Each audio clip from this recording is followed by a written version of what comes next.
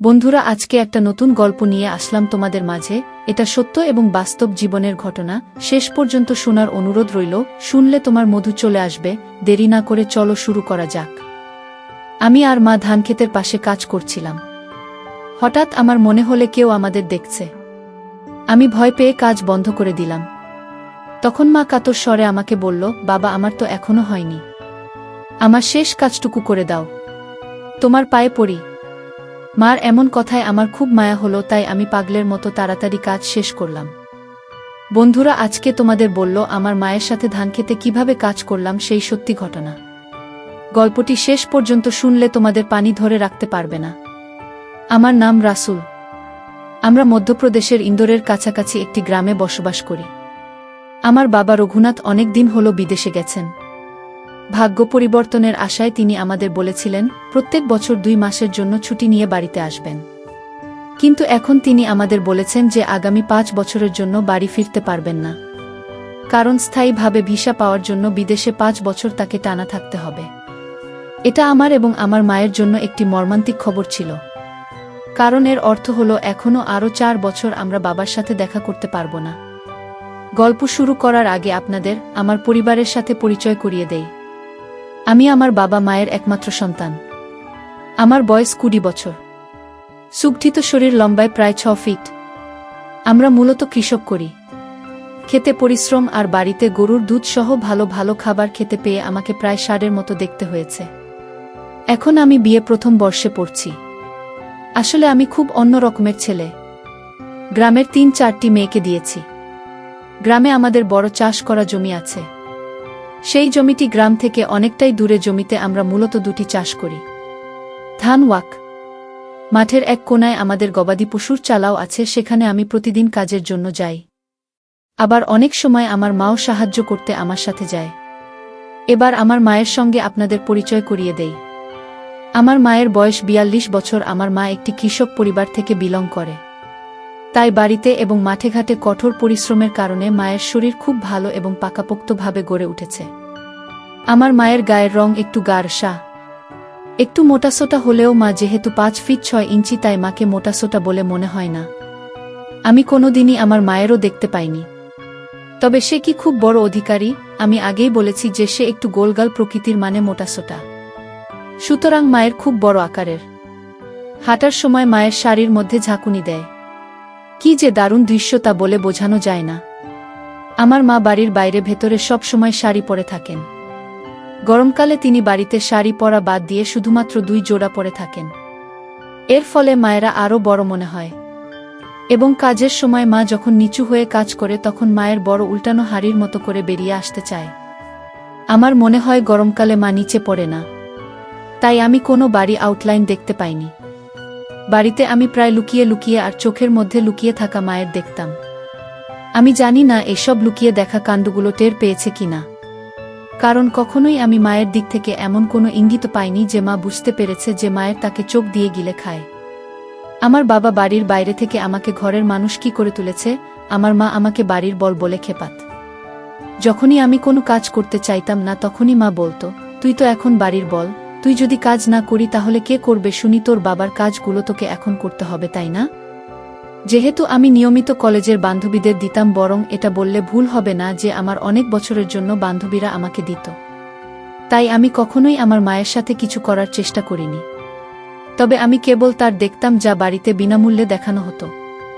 আমার নিজের মাকে দেওয়ার কোনো ইচ্ছাই ছিল না। আমি আমার মায়ের জীবন সম্পর্কে কিছুই জানি না। তবে আমার মনে হয়েছিল যে তিনি অবশ্যই তার নিজের রুমে নিচের ইচ্ছা পূরণ করেন। কারণ আমার বাবার বিদেশ যাওয়া প্রায় 1 বছর হতে চল।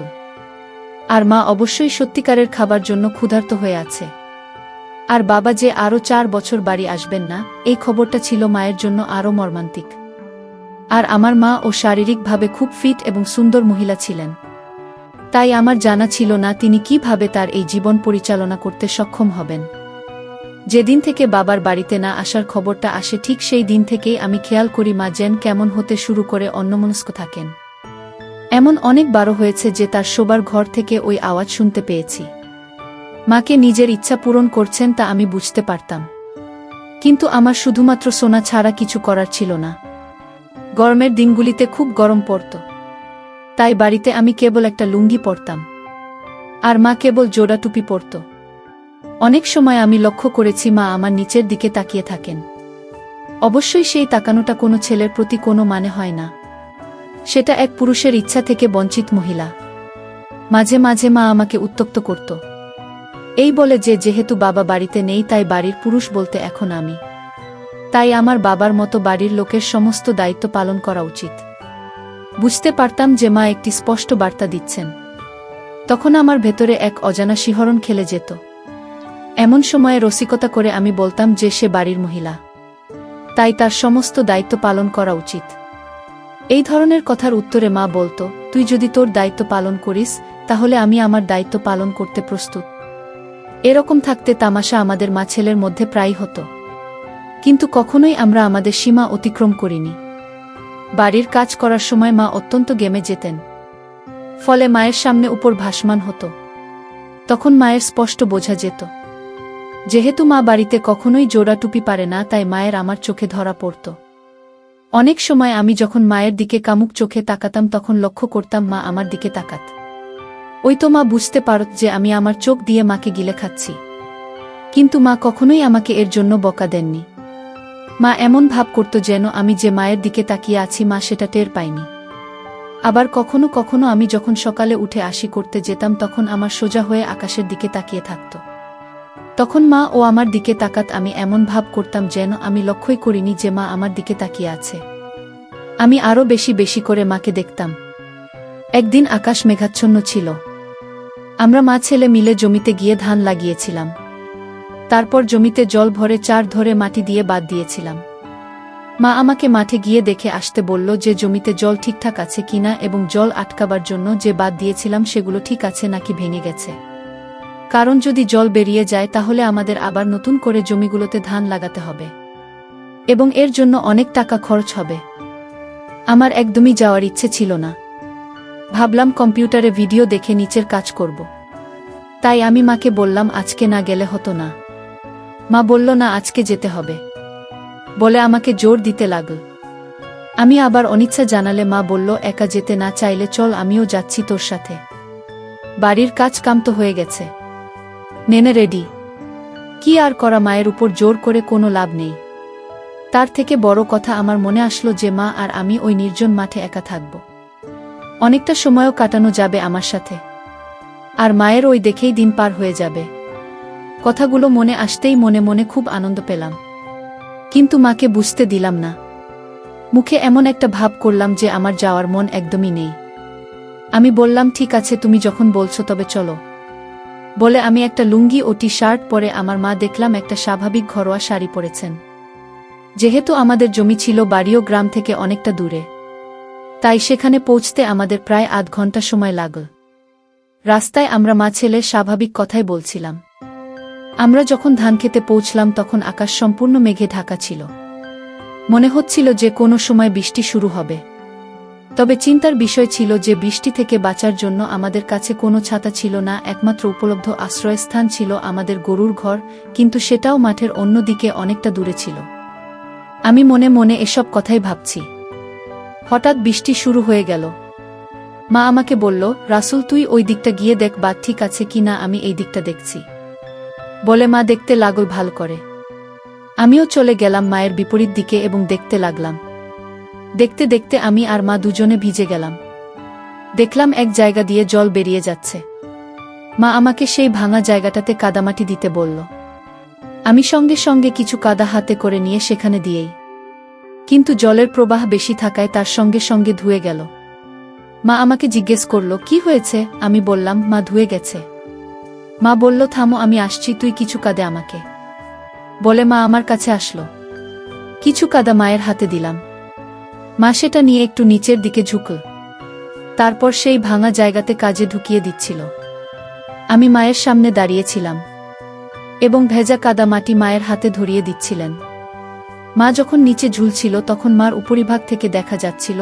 যেহেতু মায়ের খুব বড় বড় ছিল তাই নিচে ঢোকার সময় মার স্পষ্ট দেখা যাচ্ছিল।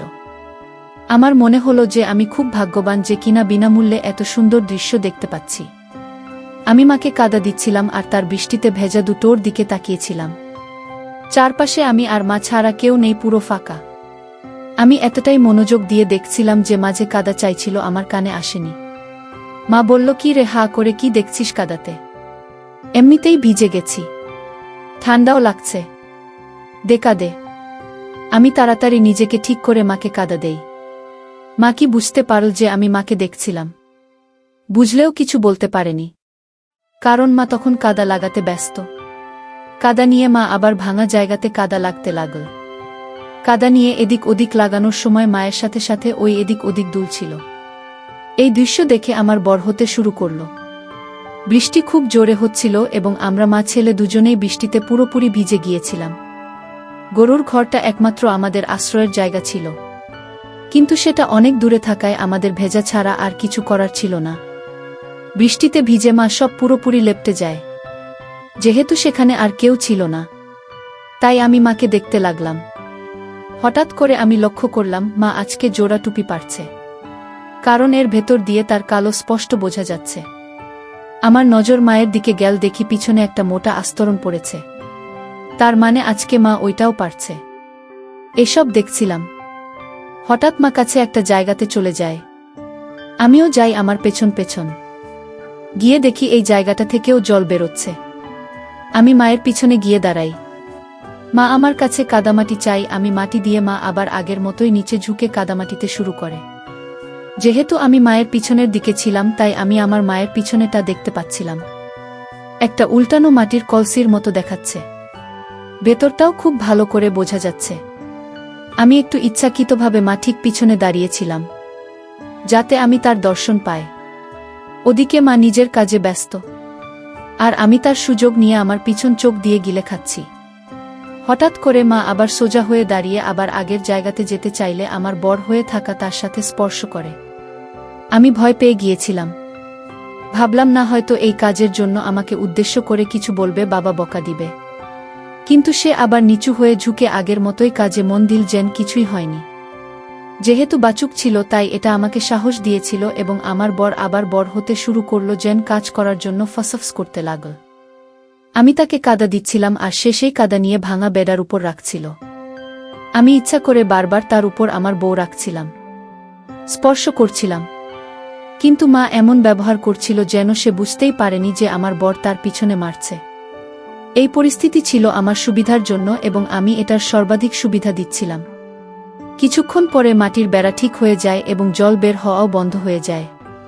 তাই মা সোজা হয়ে দাঁড়িয়ে প্রথমে আমার দিকে তাকাল, যেটা এতক্ষণে আমার ভেতরে তাঁবু সৃষ্টি করেছে। আমাকে কাদায় হাত ধুয়ে আমাদের বাড়িতে ফিরে যেতে বলল। ধানের জমিতে জল ছিল, সেটা দিয়ে আমি আমার হাত ধুয়ে নিই।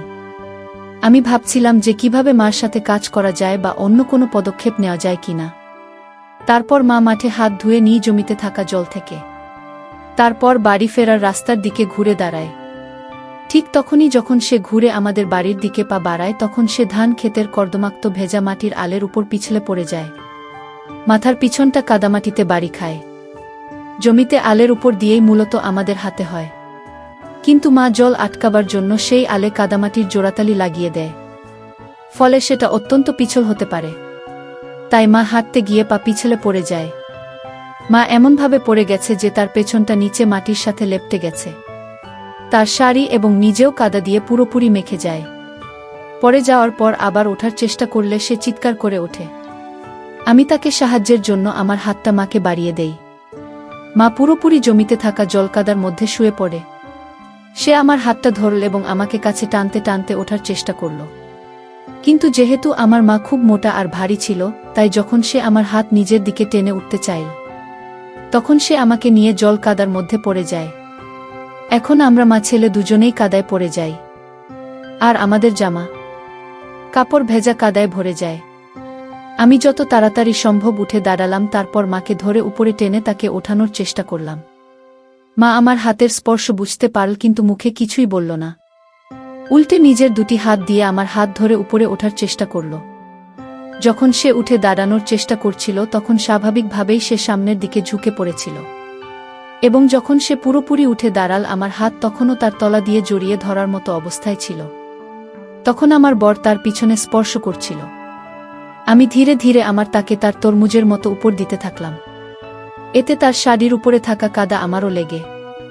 যেহেতু তার পেছনের সবটুকু কাদায় ভরা ছিল, তাই দাঁড়ানোর ফলে আমার সামনে গোটা শরীর ভেজা কাদায় ভরে যায়। কিন্তু জানি না তখন আমার কি এমন হলো যে আমি আমার হাত দিয়ে মায়ের কাদামাটি ছাড়িয়ে দিতে লাগলাম। সত্যি আমি চেষ্টা করছিলাম মায়ের শাড়ির উপর থেকে কাদা সরিয়ে দেওয়ার। মা বুঝতে পারল যে আমি তার উপর হাত দিচ্ছি, কিন্তু সে আমাকে থামাল না। আসলে আমার নিজেরও মনে হয়েছিল যে আমি খুব জোরে আমার মায়ের হাতে এনেছি।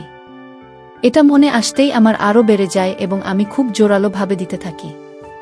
আমার এমন মনে হচ্ছিল যে আজ যেন একটা বড় গোল কোনো জিনিসের উপর করেছি।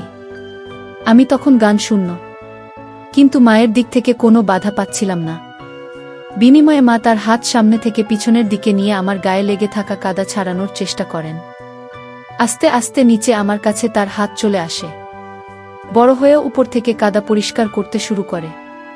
আমার বড় হয়ে থাকা সত্ত্বেও মা কিছু মনে করেননি, বরং আমার পরিষ্কার করার অজুহাতে শুরু করে। সত্যি আমাদের মনে হচ্ছে আমরা যেন স্বর্গে আছি। ফাঁকা মাঠে আমরা কাদার মধ্যে আমাদের কাজ করছিলাম, কিন্তু খুব স্বাভাবিকভাবেই আমরা এই কাজটা বেশিক্ষণ চালিয়ে যেতে পারিনি। আমাদের দুজনেরই কাপড় কাদায় ভরে গেছিল আর বৃষ্টিতে ভিজেছিল। তাই আমি মাকে বলি, মা চলো তাড়াতাড়ি বাড়ি যায়, গিয়ে ভিজে কাপড় ছেড়ে শুকনো কাপড় পরে নিতে হবে, নইলে শরীর খারাপ করবে। মা আমার কাদায় মাখা ও দাঁড়িয়ে থাকা এবং নিজের শাড়ির দিকে তাকিয়ে একই অবস্থা দেখে টিটকিরি মেরে বলল, রাস, উত্তর অবস্থা দেখত। তোর কি মনে হয় যে আমরা এই অবস্থায় গ্রামের মধ্য দিয়ে বাড়ি যেতে পারব? আমাদের দুজনকে দেখে যে কেউ বুঝতে পারবে যে আমরা কাদায় কুস্তি লড়েছি? তারপর আমি ও আমাদের অবস্থা দেখে বললাম, মা, কাছে আমাদের গরুর ঘর আছে, সেখানে চাকরির থাকার জন্য একটি ঘরও আছে। সেই চাকর আমাদের গবাদি পশু দেখাশোনা করার জন্য সেখানে থাকে, কিন্তু আজকাল তো সে আর এখানে থাকে না, তার নিজের গ্রামে গেছে। ভিতরে তো আর কেউ নেই, তাই না? চলো না ওখানে যাই। সেখানে গরুর খাওয়ার জন্য একটি সিমেন্টযুক্ত জলের ট্যাঙ্কও তো আছে। সেখানে না হয়ে আমরা আমাদের কর্দমাক্ত কাপড় চোপড় ধুয়ে নিব। বৃষ্টি না থাকা অবধি ওখানে থেকেও যেতে পারব। ততক্ষণে আমাদের কাপড় শুকিয়ে যাবে। কি বলো মা, যাবে? মা বলল, কথাটা তুই খারাপ বলিস নি রাসু, বৃষ্টি কখন থামবে তার ঠিক নেই, আর এই অবস্থায় বাড়িও যেতে পারবো না। ওখানে যাওয়াই ঠিক হবে। চল আমরা বরং ওখানে যাই, আমাদের জামা কাপড়গুলো পরিষ্কার করি, ততক্ষণে বৃষ্টিও থেমে যেতে পারে। চলুন। আমরা দুজনেই গরুর ঘরের কাছে চাকরি ঘরের দিকে রওনা হলাম। মা আমার সামনে হাঁটছিল আর আমি আমার পিছন পিছন হাঁটছিলাম। মা খুব সাবধানে পা ফেলে হাঁটছিল। হাঁটার সময় ভিজে কাপড়ে জড়ানো মা একবার এদিক একবার ওদিক দুলছিল। একটা বয়স আসলে এমন বেশি পছন্দ হয় মায়ের হাড়ের মতো দেখে বারবার মনে হচ্ছিল কাজ করি। মনে মনে এসব কথা ভাবছি আর হাত দিয়ে আমার নিজে আর মায়ের পেছন পেছন হাঁটছি। এইভাবে কিছুক্ষণ হাঁটার পর আমরা মা ছেলে ঘরের সামনে এসে দাঁড়ালাম। তারপর তাড়াতাড়ি ঘরের মধ্যে প্রবেশ করলাম। মা আমার পাশে দাঁড়িয়েছিল, সে চুপচাপ ছিল এবং ভাবছিল কি বলবে আর কি করবে। আমরা দুজনেই যে খুব খুশি ছিলাম তা জানতাম, কিন্তু আমাদের মা ছেলের সম্পর্কটা বাধা সৃষ্টি করছিল। কিছুক্ষণ পর আমি বললাম, মা, তুমি তোমার কাপড় চোপড় ছেড়ে নাও, তারপর সেগুলিকে বালতির জলে ধুয়ে শুকানোর জন্য কর্ডের উপর রেখে দাও। মা কিছুক্ষণ আমার দিকে তাকিয়ে রইল, তারপর একটু দ্বিধা বোধ করে আস্তে আস্তে জলের বালতিতে ডুবিয়ে দেওয়া। আমিও মার সাথে সাথে আমার লুঙ্গি ও টি শার্ট আর গেঞ্জি খুলে জলে ডুবিয়ে দেয়। তারপর আমার দিকে দেখি মা শুধু জোড়াতাপ্পি পারে দাঁড়িয়ে আছে। এই দৃশ্য দেখে আমার ভেতর মস্ত একটা তাঁবু সৃষ্টি করল এবং আমার বেরিয়ে আসতে চাইছিল। মা আমার দাঁড়িয়ে থাকা দেখছিল, জিম করা বডিতে আমাকে ষাঁড়ের মতো দেখছিল। আমার চোখে ছিল ইচ্ছা। সে যে আমার মা সেটা তার চাহনি দেখে বোঝা বড় দায়, আমিও তার দেখছিলাম। এই প্রথম আমি আমার মাকে এভাবে দেখলাম। লক্ষ্য করলাম মায়ের উপর কাদা মাটি লেগে আছে। মাথায় একটা দুষ্টু বুদ্ধি আসলো। আমি মাকে বললাম, মা, দেখো তোমার উপরে অনেক কাদা লেগে রয়েছে, আর বৃষ্টির জলে দুটোই পুরোপুরি ভিজে গেছে। তুমি চাইলে ভালো করে ধুয়ে মাটি পরিষ্কার করে কর্ডের উপর শুকোতে দিতে পারে। মা আমার গলার স্বর এবং চোখের মধ্যে ইচ্ছা অনুভব করে বললেন, রাহুল, তোর কি মাথা খারাপ হয়ে গেছে নাকি? তুই ভাবলে কি করে যে আমি তোর সামনে আমার সম্পূর্ণ হয়ে দাঁড়িয়ে থাকব? এটা কখনোই হবে না। আমি বললাম, মা, কি বলছো কি এসব? আমি তোমার ছেলে, ছোটবেলায় 10 বার তোমায় দেখেছি। আমি তোমারই তো ছেলে, তোমার থেকে আমার সৃষ্টি হয়েছে। নিজের ছেলের সামনে তোমার লজ্জা কিসের মা? আমরা দুজন ছাড়া তো আর কেউ নেই এখানে, আর এই বৃষ্টির মধ্যে কেউ আসবেও না। তাছাড়া আমাদের চাকর তো নেই, তাই লজ্জা না করে তোমার ওগুলো পরিষ্কার করে নাও, নইলে তোমার ঠান্ডা লেগে যেতে পারে। আর হতেও পারে তোমার কাপড় চোপড় ভেজা থেকে যেতে পারে। আমাকে দেখো, আমিও তো সম্পূর্ণ হয়ে আছি। মা কিছুক্ষণ ভাবল, তারপর ইতস্তত করে বলল, রাসূল, আমার মনে হয় তোর সামনে আমার সম্পূর্ণ হওয়া খুব অদ্ভুত আর নির্লজ্জের মতো একটা কাজ হবে। তুই আমার ছেলে, তোর সামনে কি করে আমি? আর তাছাড়া আমি খুব মোটা আর বয়সও বেড়েছে, আমার খুব খারাপ লাগবে। বাবা তো সামনে এমন করতে। আমি জানি আমার ওজন খুব বেড়েছে, তাই আমাকে কুৎসিত আর মোটা লাগে। আমি নিজেই নিজের দিকে তাকিয়ে লজ্জা পাই। আমি কি করে তোর সামনে সম্পূর্ণ হবে? এই কথা বলার পর মা চুপচাপ দাঁড়িয়ে রইল। আমি পরিবেশটাকে হালকা করার জন্য হাসতে হাসতে বললাম, মা, কি বলছো তুমি? কে বলেছে তুমি মোটা? তুমি খুব ফিট এবং খুব সুন্দর একজন মহিলা। আমার মনে হয় না গ্রামের কেউ তোমার সাথে সৌন্দর্যের কম্পিটিশন দিতে পারবে। এমনকি আমার কলেজের মেয়েরাও তোমার মতো রূপ পাওয়ার জন্য মরিয়া হতে থাকে। এক অজানা ভয়ে সারা দিল মনে। ভাবলাম মার সাথে কখনো এমন কথা বলেননি, আজ বেরিয়ে গেছে মুখ থেকে। মা বকা না দেয়, কিন্তু মনে হলো যে মা এই কথাটা কিছু মনে করেনি। উল্টে সে হেসে বলল, রাসূল, তুই আমার মন রাখার জন্য এসব কথা বলছিস আর আমাকে নিয়ে মজা নিচ্ছিস, আমি সব বুঝি। আমি বললাম, না মা, আমি সত্যি বলছি, তুমি আমার চোখে দেখা সবচাইতে সুন্দর নারী। মা বলল, থাক, আর প্রশংসা করতে হবে না। সত্যি বলতে তুইও খুব হ্যান্ডসাম। তোর বাবার মতো হোসেনি। তুই কলেজে কতগুলো মেয়ে বন্ধু আছে তোর? সত্যি করে বল। আমি বললাম, মা, আমি আমার কলেজের একটা মেয়েকে আমার পছন্দ না। সবগুলো তো পাতলা। যুগ এখন পাল্টে গেছে, জানো তো। এখনকার ছেলেরা পাতলা মেয়েদের পছন্দ করে না। এখনকার ছেলেরা পছন্দ করে তোমার মতো নারী। কারণ যখন একটা ছেলে ভালোবেসে একটা মেয়েকে ধরবে, তখন তার যেন এটা না মনে হয় যে সে শুধু হারকে জড়িয়ে আছে। তাই আমি তোমাকে নিয়ে মজা মোটেও করিনি। পরে এসব নিয়ে কথা হবে। তুমি এখন সম্পূর্ণ হও বলে একটা হাসি দিলাম তার দিকে তাকিয়ে। মা একটু লাজুকভাবে তার জলভর্তি বালতিতে ফেলে দিল। তার বউ আমার সামনে বেরিয়ে আসলো। হঠাৎ আমার মুখ থেকে আপনা আপনি একটা সিটি বেজে উঠল। মা এটা শুনে লজ্জায় মুখ নিচে নামিয়ে নিল। সাথে সাথে আমিও লজ্জা পেলাম। আমি নির্বিকারভাবে বললাম, মা, সিটি মারার জন্য আমি তোমার কাছে ক্ষমা চাইছি। আমি ইচ্ছে করে করিনি, বিশ্বাস করো। তবে এটা প্রমাণিত যে তুমি খুব সুন্দরী। আমি বাজি ধরে বলতে পারি, যদি তুমি আধুনিক পোশাক পরে রাস্তাতে বের হও, তাহলে বুড়ো যুবক সবার মাথা ঘুরে যাবে। মা আমার কথা শুনে একটু লজ্জা পেল। তারপর বলল, রাসূল, তুই বলছিস ঠিক আছে, কিন্তু ভুলে যাস না আমি তোর মা। একটা ছেলের কখনোই তার মাকে সব কথা বলা ঠিক না, এমনকি নিজের মাকে সিটি মারাটা উচিত না। তার উত্তরে আমি মাকে বললাম, আমায় ক্ষমা করো, কিন্তু তুমি তো তখন বললে যে বাড়ির লোক, আমি বাবার দায়িত্ব আমাকে দিলে। যদি বাবা তোমাকে এরকম প্রাংশা করত, তাহলে কিছু বলতে, আমি আমার বাবার সমস্ত দায়িত্ব পালন করব। তুমি শুধু এই অধিকারটা আমাকে দাও। মা একটু লাজুক হয়ে থাকতে করে।